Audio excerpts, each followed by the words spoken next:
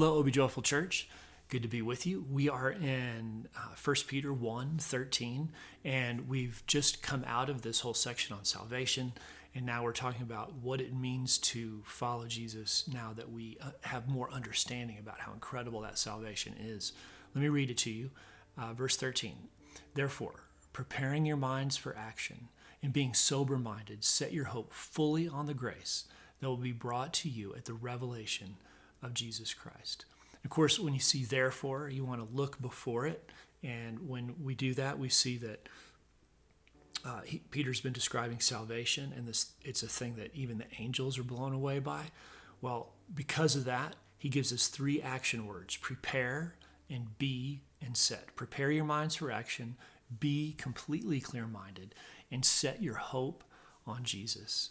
See, following Jesus isn't about checking our brains at the door or running purely on feelings. It requires personal discipline of our minds. It's an active thing to grow in him by knowing him better, by knowing his word better, so that we're ready to go.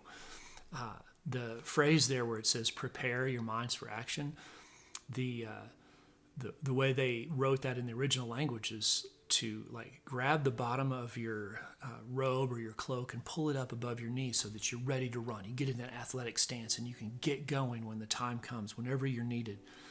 I think too often as believers today, we run on feelings rather than what we know about who God is and what we've learned in the Scripture.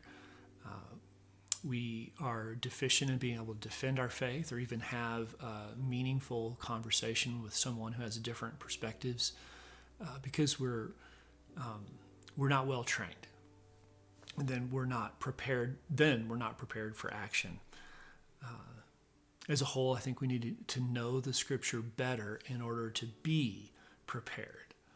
So let me encourage you, think about this a little bit. What within your faith are you most unprepared in? Where do you feel the most deficiency in your faith? And then the next question was, what are some simple steps that you could take to be more prepared? Are there one or two things that you could do that would just, would gird up your cloak, make you prepared, get you in that athletic position, ready to go for Jesus? Think about that stuff, and we will be back again tomorrow. Take care. Bye-bye.